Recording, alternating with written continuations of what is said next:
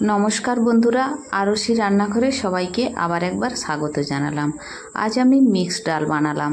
3 থেকে 4 ধরনের ডাল নিয়ে যদি মিক্সড ডাল বানানো যায় তাহলে সেই ধরনের ডাল দিয়ে ভাত, রুটি, পরোটার সাথে খেতে কিন্তু খুব ভালো লাগে। আজ আমি 3 ধরনের ডাল নিয়েছি, ডাল নিয়ে মিক্সড ডাল বানালাম।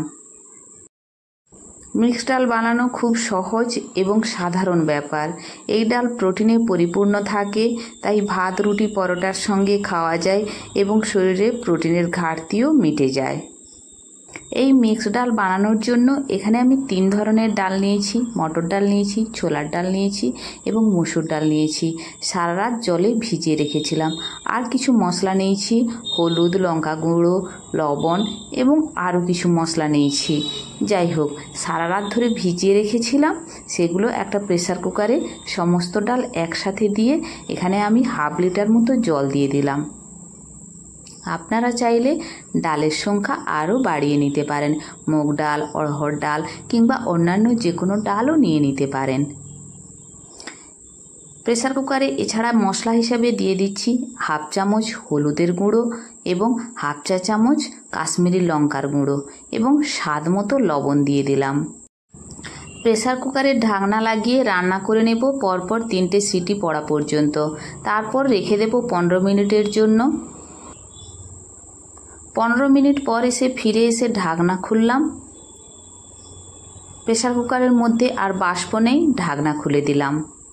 সমস্ত ডাল খুব ভালোভাবে সেদ্ধ হয়ে গিয়েছে।